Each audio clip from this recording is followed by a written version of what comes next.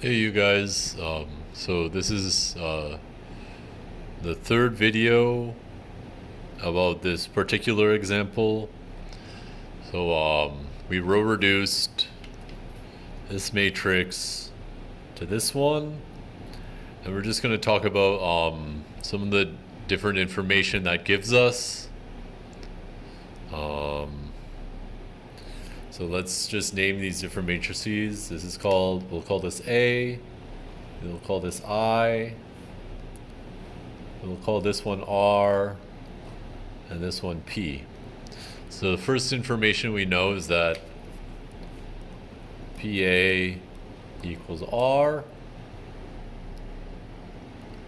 So that means if I want to solve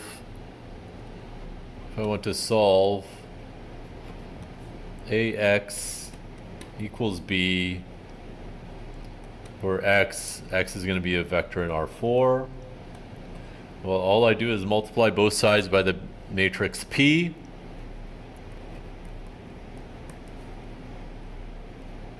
Which is invertible, and I have to solve Rx equals PB.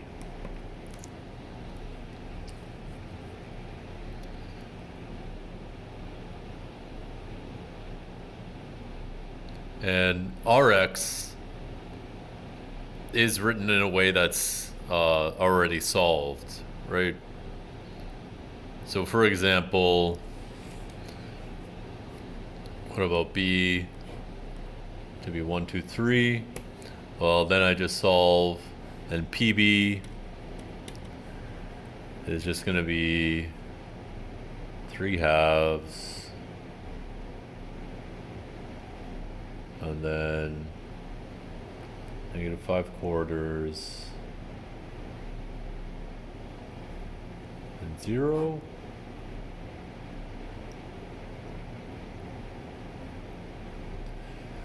So then so this is the right hand side, and if I compute R times X, it's just X1 plus 11/2, X3 plus 2X4. And then the right hand side is 3/2, and the second part is X2 is 19/4 X3 plus -3/2 X4 equals -5/4. And then the third equation is 0 equals 0. Okay. So then, X3 and X4, they can be any parameters. We could call them T, S, and T, for example. And then the complete solution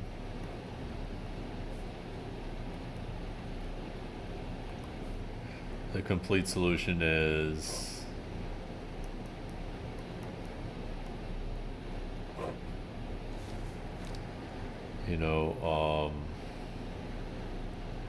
three halves minus 11/2 S minus 2T, and then -5/4 is 19/4 S plus 3/2 T and ST.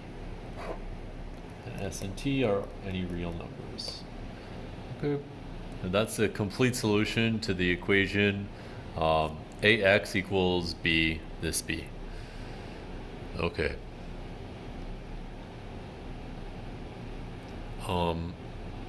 So that just gives us a quick idea on how to use this information at PA equals R to solve a particular system of equations where A is the coefficient matrix. Okay, we can also write down the basis for like the row space, the null space, the column space, and the left null space. Okay. Remember, so how do we write down all these bases? Well, let's try the column space first.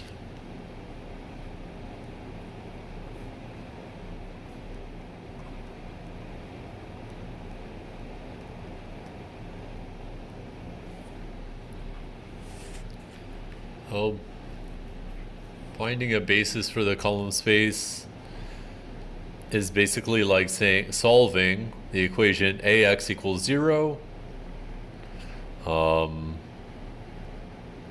So the leading ones tell you where the basis of the column space lives.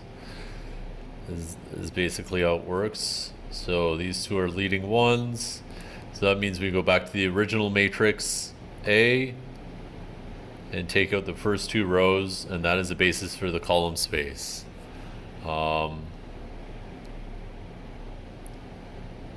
Okay, so our basis for the column space is the first two columns.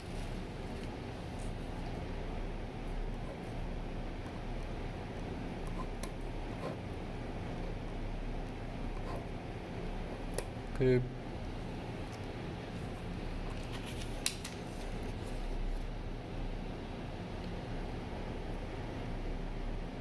And I guess I'll just say a little bit about why that should be the basis for the column space.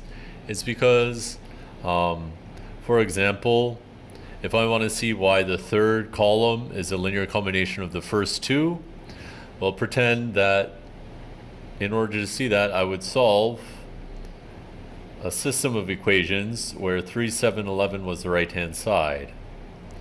And if I were to row reduce these three columns, this is what I would row reduce it to. So that would mean that the first x, like the first variable would have the value 11 halves, and the second variable would have the value negative 19 quarters. So that tells me that 11 halves times the first column plus negative 19 quarters times the second column equals the third column. And similarly, it tells me that 2 times the first column minus 3 halves the second column equals the fourth column. And you can check those. Okay, so that means like the third and fourth columns are linear combinations of the first two. If I want to see that these first two columns are linearly independent, well then I would row reduce just a matrix with these two columns, and that would row reduce to this. So in particular, this is the system of equations x1 equals 0, x2 equals 0, telling us that the first two columns are linearly independent. Okay. So that tells me a basis for my column space. What about the row space?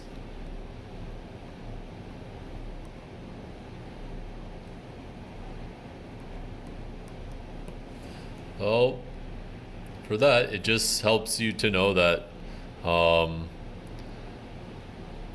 row reduction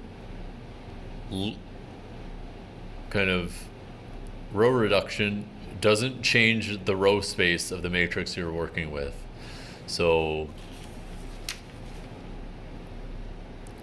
when I start with this matrix and do my row operations, each resulting matrix in each step has the same row space as my original matrix. In particular, the row space of R and the row space of A are the same. And the row space of R, a basis for it is just the non-zero rows of R. Right? You can see that the first two rows are linearly independent because they kind of have this like identity matrix sitting here. Okay, the first two rows are linearly independent, right?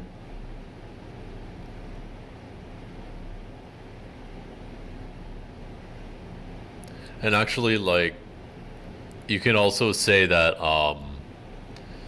you know, A and R have the same row space because there's an invertible matrix P such that P equals R.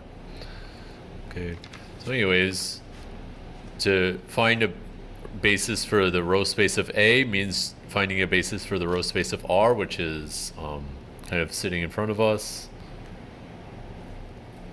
I'll write the basis for the row space as rows.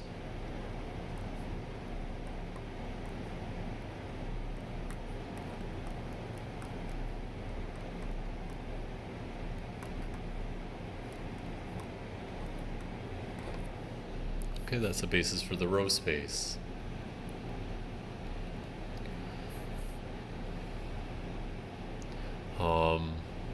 And you can see how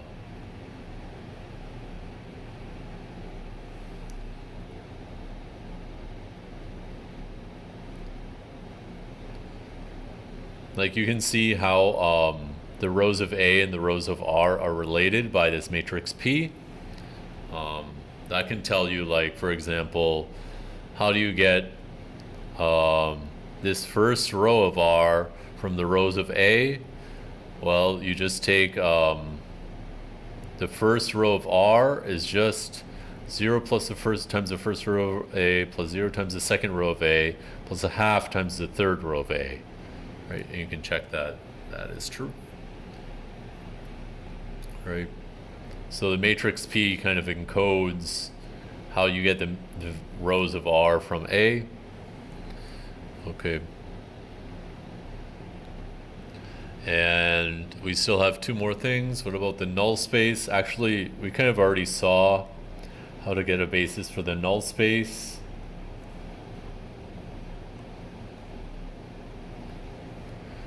And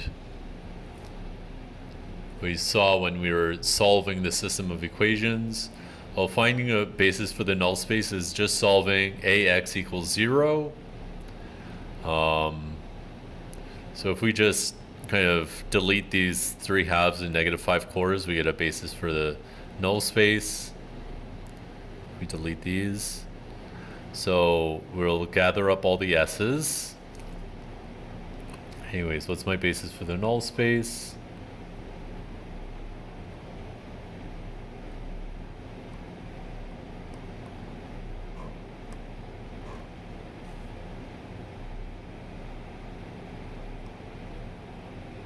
That's my basis. The null space.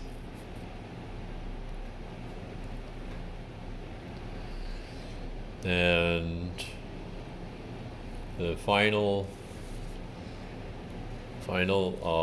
basis we're looking for is the basis for the left null space.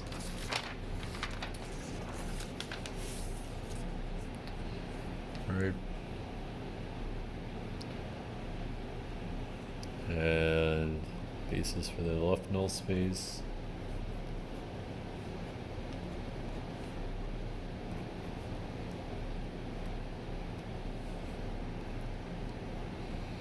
So that's just going to be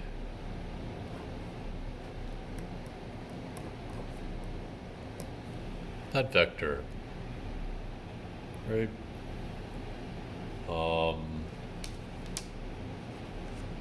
So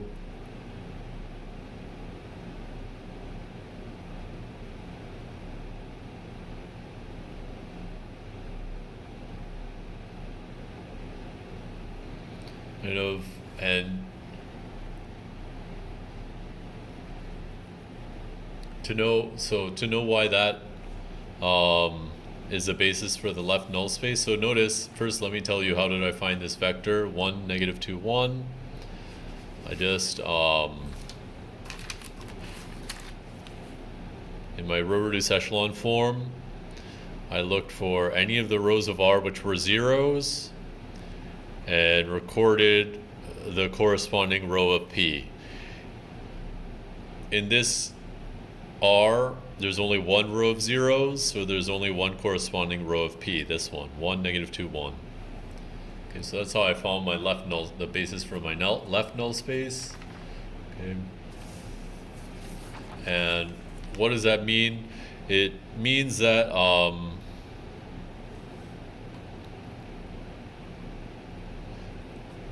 so the left null space is a vector such that when I multiply it by every column, I get 0.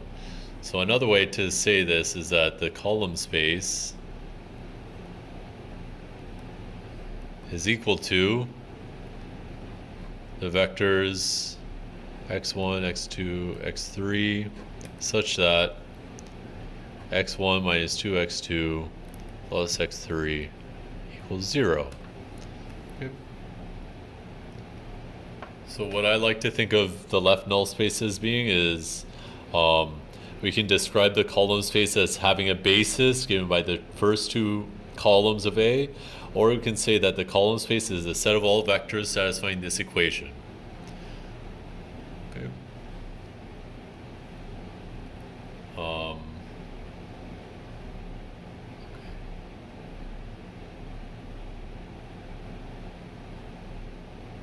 And notice that 1, 2, 3 satisfies 1 minus 2 times 2 plus 3 equals 0. So 1, 2, 3 is in the column space.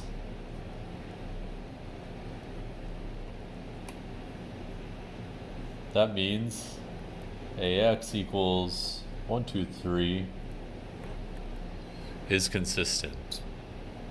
It's a consistent system.